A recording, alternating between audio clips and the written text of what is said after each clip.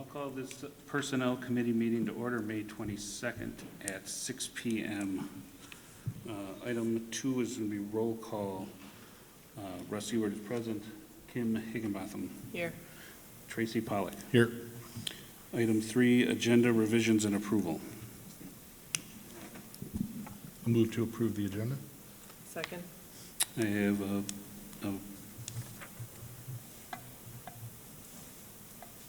Motion. sorry. Where am I at here? A motion from Tracy and a second from Kim. All in favor, say aye. Aye. Aye. That's approved. Item 4, approval of minutes from December 19th, 2022 meeting minutes. Move to approve the December 19th, 2022 meeting minutes. Second. I have a motion from Tracy, a second from Kim. All in favor, say aye. Aye. Item 5, consent review and discussion. There is none. Item 6, reports and updates. There is none. Unfinished business. Item 7, there is none. Item 8, new business. OPEB and compensation studies. We have Director Mike Nowak with us to assist with that discussion.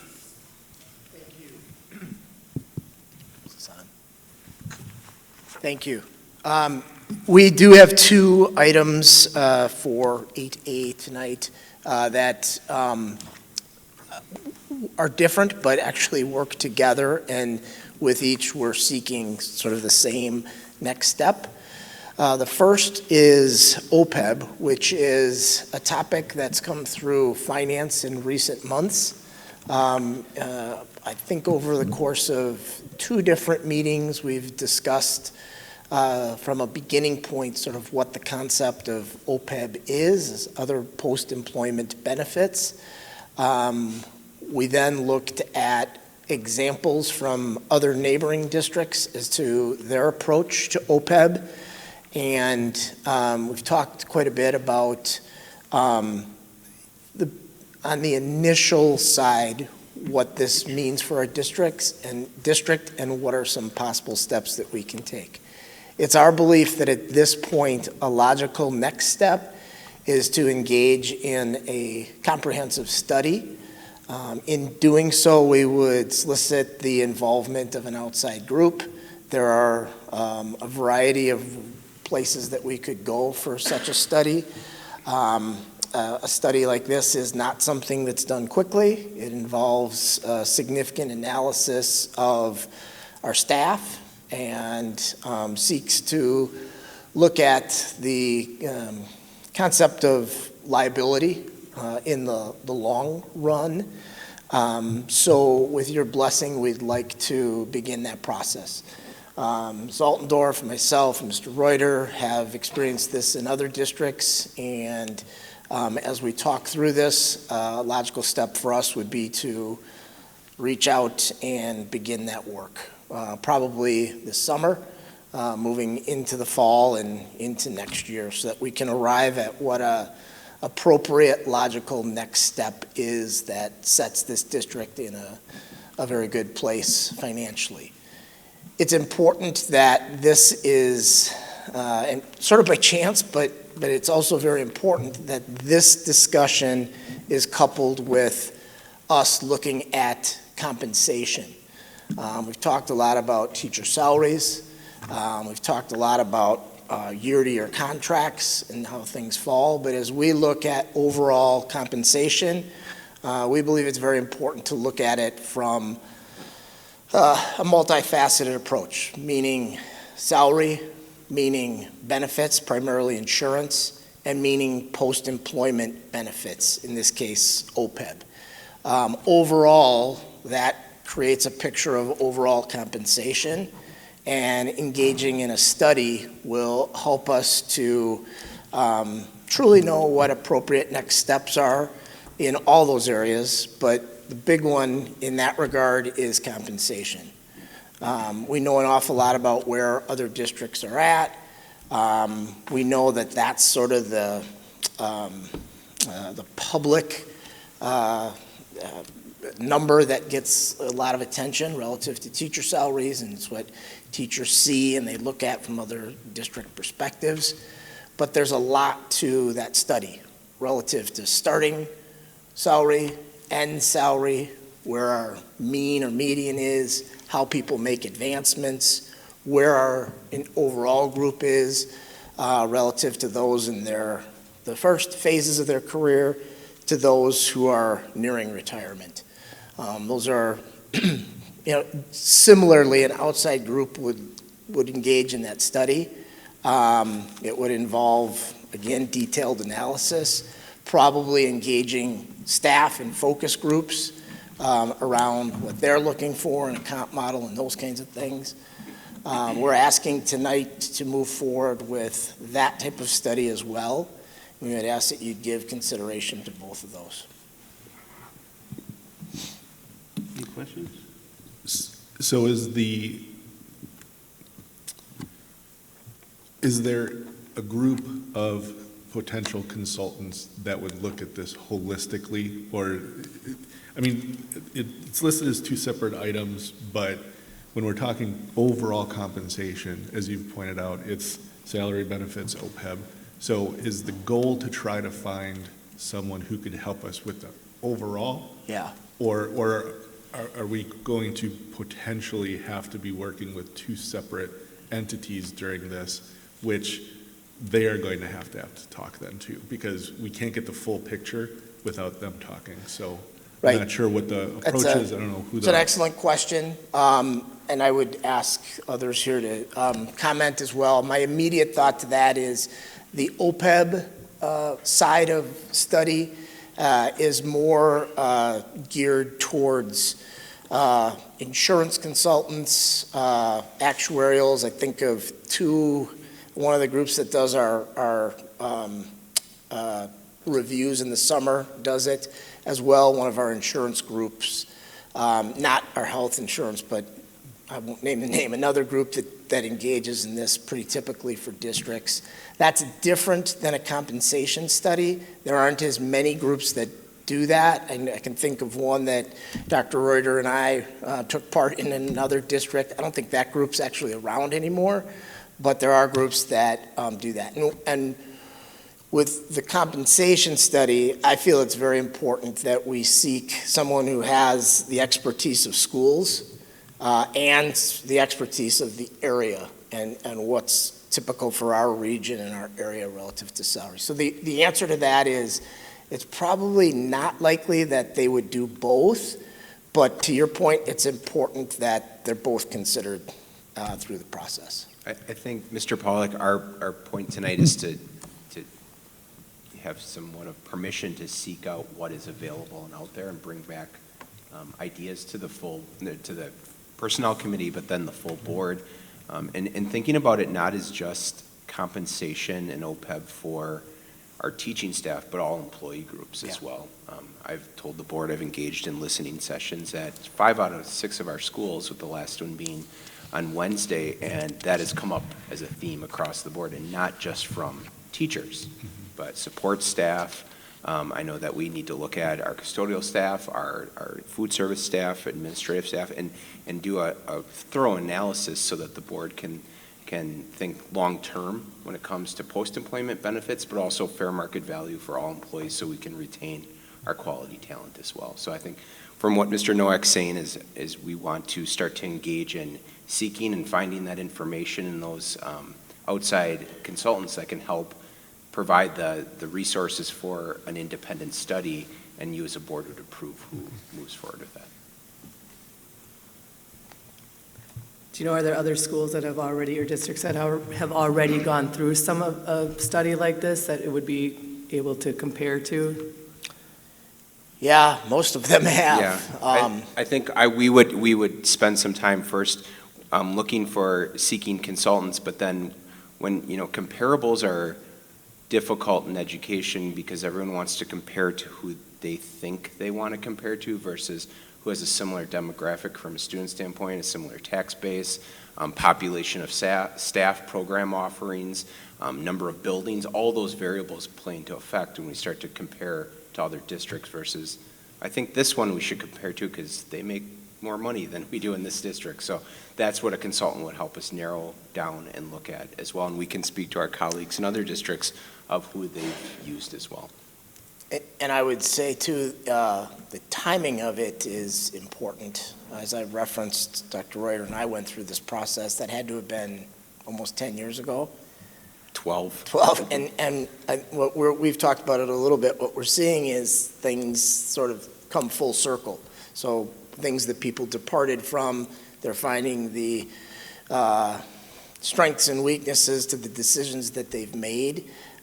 So they'll probably be going through a study like that as well. We did hear in this district, I think it was 2014, and that sort of was the basis for the comp model that we're in now. So it's a very appropriate time to make some moves.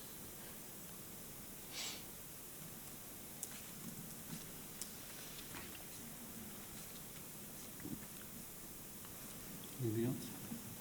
No, I think it's a valuable thing to do. I think that a lot of people overlook a lot of the benefits. You know, so many people focus on salary, and you miss the actual value of just all of the benefits, whether it's, you know, current employment or post-employment.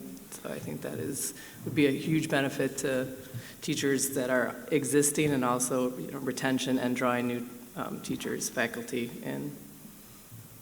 Yeah, I think a study like this would help us as well, whether you're a teacher with 4 years left or you're in your 4th year of teaching. Compensation and post-employment benefits look very different, because some are thinking about that and planning actively, where others are, what's my paycheck today? So Right. this would help us actualize what makes sense overall as a district.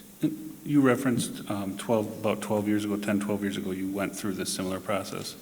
When you did that, was the investment of dollars into this study,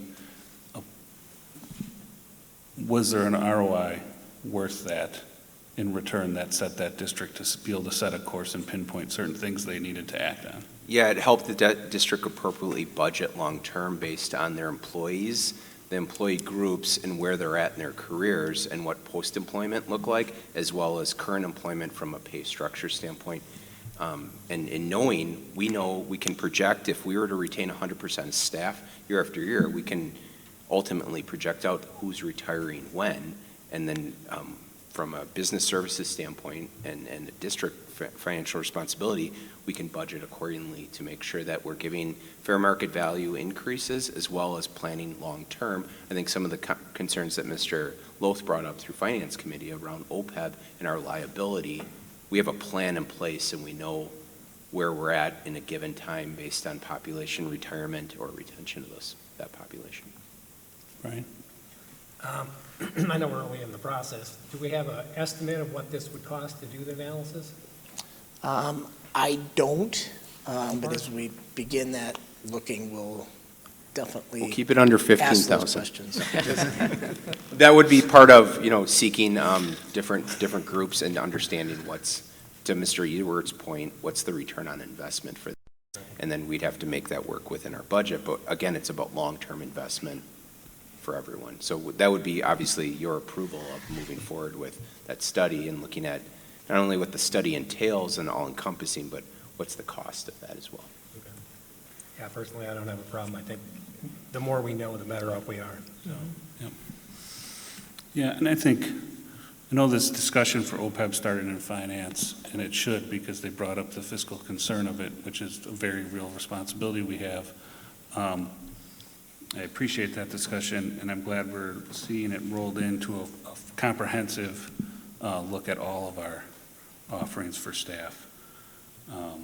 I don't know how we move forward without doing this and conducting ourselves, so we find out where we are in the employee cycle and how we can plan for those ebbs and flows as they come forward. I don't have, I do not see a specific recommendation. If somebody would like to take a stab at Yeah, it. is this going to the board, or is this just committee level approval? It was proposed as committee-level discussion, and we would seek the next layer of information and bring that back to you for recommendation to the board, looking at a plan that we would propose, if that makes sense. Okay. Which might involve seeking more information about specific groups and those kinds of things, to Brian's point. We could see this come forward then with an ask for a recommendation or approval in the next set of meetings? Yep. That's a good enough I think, turnaround time for I that? think your point this evening, Mr. Noack, was just discussion, and here's what we plan to do moving forward. Right. And then we'll bring a more formalized plan for the board to review, or committee to review, bring positive recommendation to the board. Sure. Okay, is anybody else? Mike? I believe, okay, it's on. I believe it was February of 2019, Finance looked into this, and at that time, there was $12 million of unfunded liabilities for OPEB. Estimated 30 years out, it was going to be $30 million of unfunded liabilities. So since none of us will be on the board in 30 years from now, we could easily kick the can down the road, but I don't think that's what the taxpayers of Germantown deserve. We shouldn't do that. Since it's 4 years now and we haven't looked at it again, I'll just take a quick stab at it and say we've now got 16 million in unfunded liabilities, just ratioing it very quickly. So I asked for this through finance because I considered a financial item, but of course I'm willing to share with personnel. I don't have a problem with that, but I would like to see a change made on July 1st of this year. Now, it's not going to affect employees that are in the district right now, but it would affect new employees. That's what I'm looking for. Now, I think this is a no action tonight for this committee, but I think when it comes back, you know, we need to have that action in place. You know, so we've got to take care of something in the next month so that it goes into effect for July 1st of this year for new hires. And then, you know, Mike Nowak mentioned it's going to take a lot of time to analyze all this and get it done right for current employees, which I'm fine with, but we have to start somewhere, and we've got to get something done by July 1st for new hires. That's all I've got. So anyway, on this day, if we do nothing, I'll just go with $34 million, which is, I believe, over half of our budget for this year. I don't know what our budget will be 30 years out, but you know, it's a lot of money, and I don't think the district or the taxpayers can afford it 30 years out from now. Yeah, I think, to your point, we do need to take action on it, but we need to make sure we take the right action on it. So we could have the discussion of zero OPEB benefits to all new hires. Correct. That can be the discussion. That does not mitigate the current unobligated Unfunded liabilities. Unfunded liabilities that the district would face. Yeah. So those actions also need to be taken. How Right, do we- and how do we that's what I just switch said. that? Yeah. So we'll figure that out through the study, I would say what's best, because districts around us have handled it in really different ways depending on the district, and I really don't know on this evening which is the best way of handling it for current employees. So if we rush that to meet your July deadline, where does that leave us for the employees that are hired in that window? Just no benefit? Well, I think the contract starts on July 1st, regardless of when you sign it. Technically, the contract begins when school begins, but we consider things on a fiscal basis relative to, our fiscal calendar begins July 1. July 1, yeah. But, you know, that's a handbook discussion, How- benefit that can change at any point. What's our anticipated new hire from external, from outside the district? Can you repeat the question? The proposal would be to not offer anything for all new hires. What's our anticipated new hire number headed in from this year to next year as the July cutoff? Number of teachers? Is that what you're asking? Yeah. At this point, we're probably at a handful. 7, I think we're 6 or sitting at, 7. with some impending resignations that haven't been brought forward yet. Yeah. We'll bring forward one contract at the June 12th meeting with the potential of probably, 4 or 5 more, depending on timeline of hire. So, I'd say at most, we're probably going to have 4 to 5 total contracts on June 12th.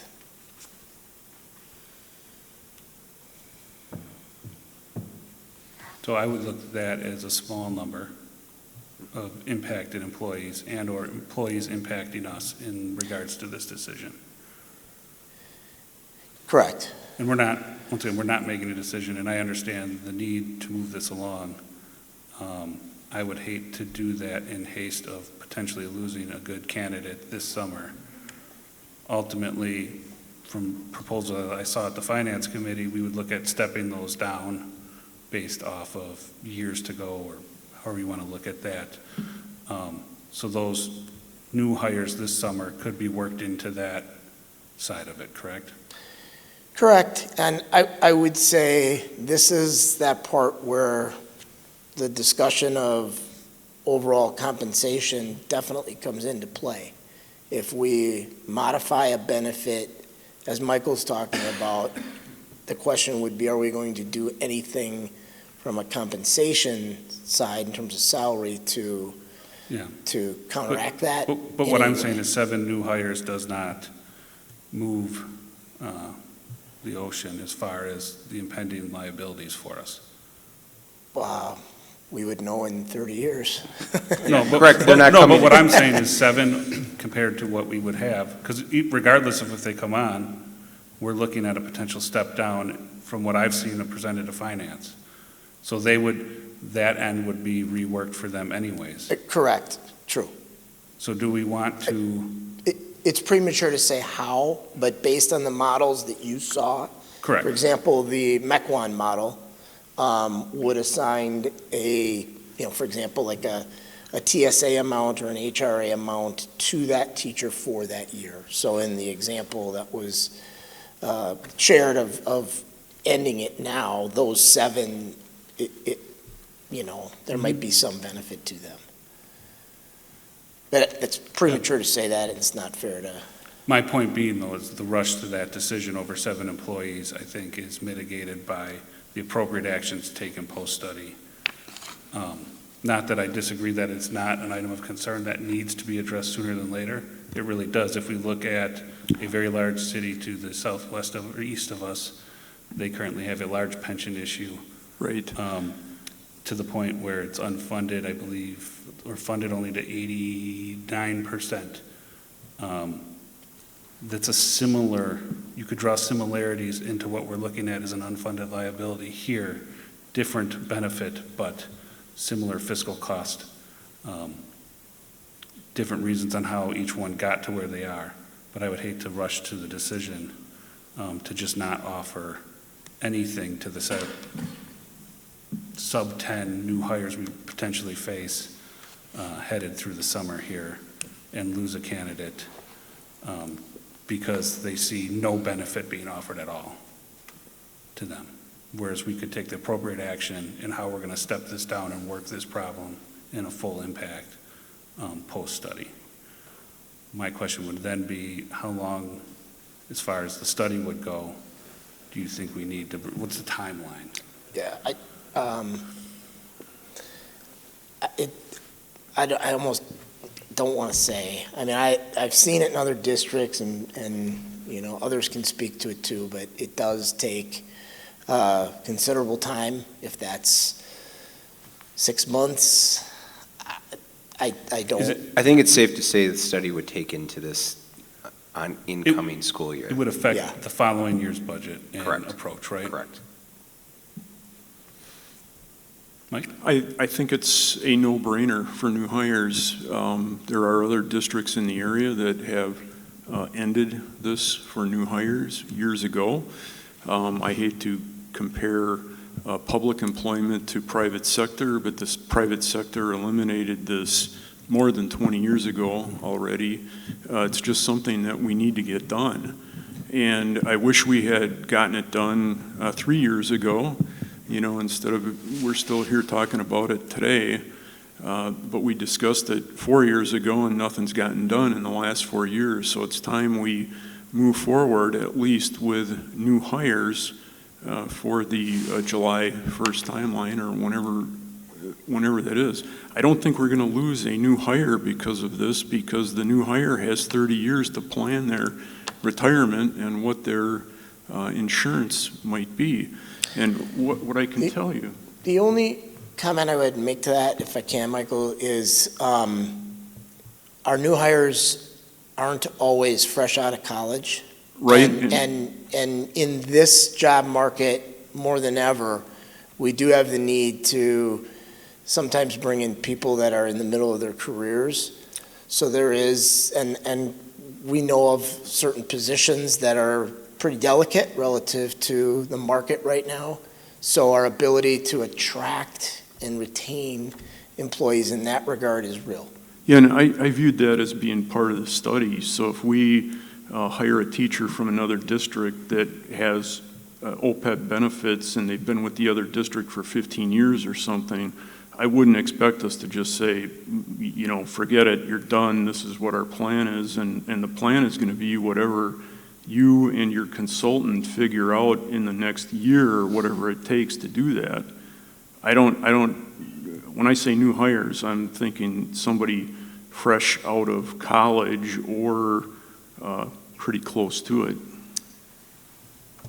Well, okay, it's difficult to differentiate between those two. Yeah, I It think needs to be we run known. into what's the cut line, and then what is, there's a concern there from a possible discrimination standpoint of if you're a certain age, you get no OPEB, but if you have experience, you do, until we have an actual formula and a study done that lays out our OPEB benefit.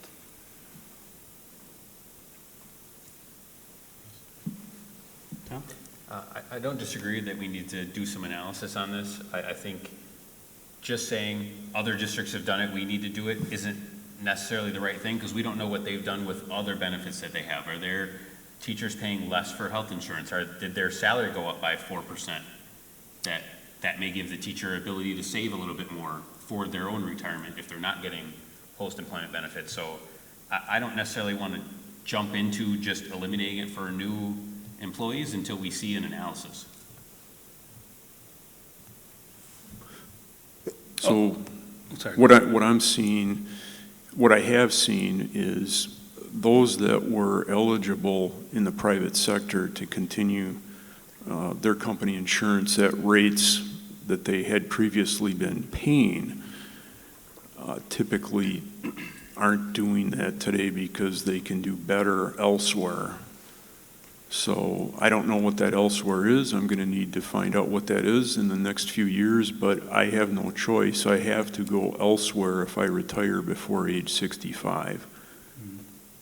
So that's the deck of cards or the hand of cards I've been handed, and based on what I see people that retired 10 years ago doing, they're not on the company insurance anymore. They've gone elsewhere and they're doing better elsewhere. So it's really kind of a non-issue to me.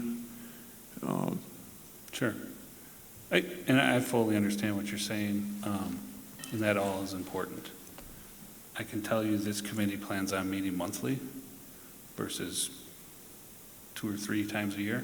So we're going to keep this project on pace and on staff. I can promise you we're going to keep after this. We're not just going to discuss a study and walk away from it to ensure that we conduct the board business that needs to be done to ensure the financial solvability of the district. And obviously, finance is going to play a huge role in that. So the 2 committees, I would think, would work together on this process as far as we go moving forward. Sure, very good. So I think that's the discussion. It sounds like we're in favor of starting to see what this looks like in the plan you can put together with Chris as well involved. We're excited to see that for the next go-around here. If there's nobody else has anything, I will move on to Agenda 8B, certified staff start and end times. Thank you. You have in front of you a brief analysis of start and end times of districts in our area. And as you'll note, the vast majority of districts are working from a start and end time that together equate to an 8-hour workday. Our current start and end times are look different than others in that it's 7.5 hours. We're looking to At elementary and. I'm sorry, yeah, elementary is 7.5 hours, and our high school is at 7 hours and 45 minutes. As well as KMS. As well as KMS, thank you. We are looking to unify to be similar to our other districts in that regard. Making this modification does allow for more collaborative time. We have an awful lot of need for meeting times in terms of staff meetings, in terms of teacher meetings, just mere collaboration time with job alikes, departmental groups, those kinds of things. This type of move, allows us to do so. The second page of this plan proposes start and end times for next year. These changes would be noted in our handbook for the upcoming school year.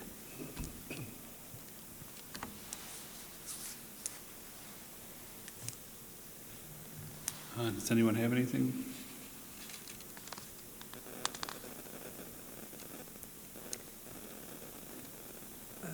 I guess my one question would be the reception of the staff on the change of the hours. How, do you have a lot of the staff that is for this, or are you finding more that are? There's been some correspondence that is critical of this modification. That said, one thing I can safely say is the vast majority of our certified staff is here more than the times that we're noting. I would let others speak to that too, but I'm pretty confident that that's the case. So I don't see this as a significant issue in that regard, for what it's worth. Like any professional, there's always variability. I was here at the high school this afternoon, and a question came up from the staff regarding this item this evening, and what if, is there any way to have some flexibility if I have to go to an appointment after school or before school? We've gotten a couple other emails from teachers regarding that, especially at the elementary where they're gaining an additional 2.5 hours of time a week that will be utilized in most schools before school, with the exception of, I think, County Line after school, where you have collaborative time. It's not like it's going to be more duties or more work, but it's just time that teams can meet around a high-needs student or problem solve around something curricular-wise that they might have. But I shared today with the high school staff that after the board acts on this, and if they do approve it, we'll have a conversation administratively that there's still that professional flexibility of need to leave early, or here's my schedule. That's existed now. That wouldn't go away with the addition of time, to make sure that we have consistency of an 8-hour workday.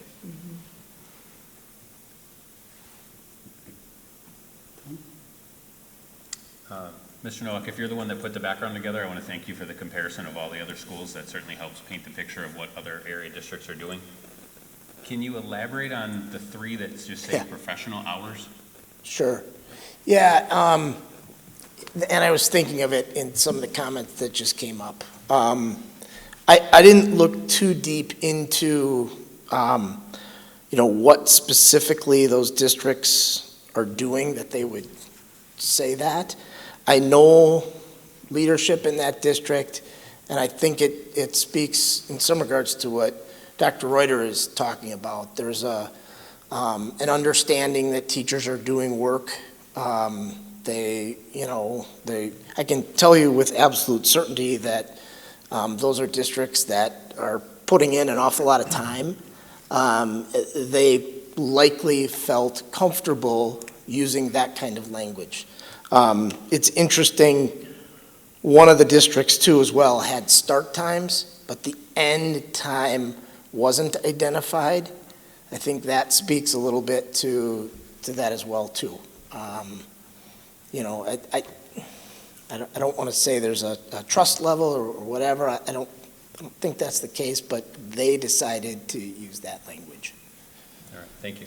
I think in most cases, it's probably like what you and I experience in our day-to-days, where the expectation is that you put in your time. As long as your work is done, you have some flexibility with start or end or a little between type of thing. And that's the point of this. It gives the flexibility if we need to meet after school at a building, and you know, I'll use County Line as an example. It ends currently at 3:35, but I need to pull a group together at school to talk about something. There's the flexibility of saying, okay, I got you at least till 4, because that's what's on the clock here, so that people aren't leaving at 3:35 and we're talking about something that's critical. But at the same time, most of the time, it's, okay, we're here till 4, but I've worked it out with my principal. I can come in a few minutes early on this day because I got to get my kids to the dentist before 4 o'clock or whatever it is. That's the definition of professional hours. Yeah, I think when I initially saw this, I said, oh boy, here we go. This is going to be an interesting discussion, and especially for the staff.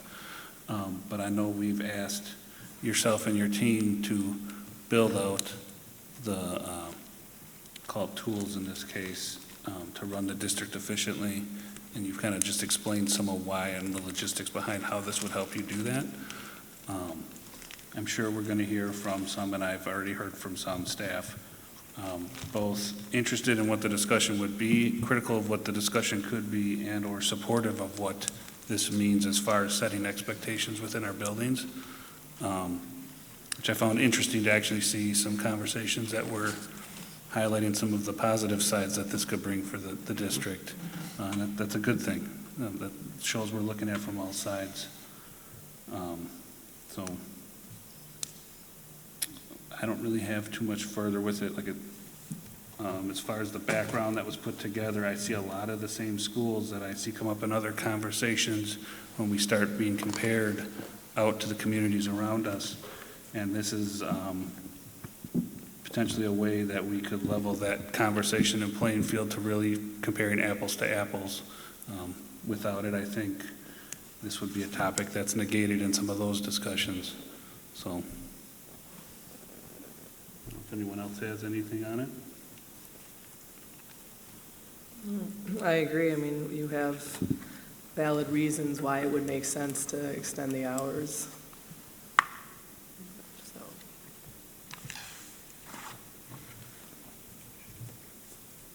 If nobody else has anything, I think I would entertain a motion. I'd like to make a motion to move forward with a positive recommendation to the full board to approve the proposed modifications to teacher start and end times to be noted in the teacher section of the employee handbook for the beginning of the 2023-2024 school year. I second. I have a motion from Tracy with a positive recommendation and a second from Kim. All in favor, say aye. Aye. Aye. All opposed? Moving on, we'll go to item number 8, adjournment. I'll entertain a motion. Making a motion to adjourn the personnel committee meeting. Second. A motion from Kim to adjourn, a second from Tracy. All in favor, say aye. Aye. Aye. All opposed? I will call this meeting closed at 6:39 PM.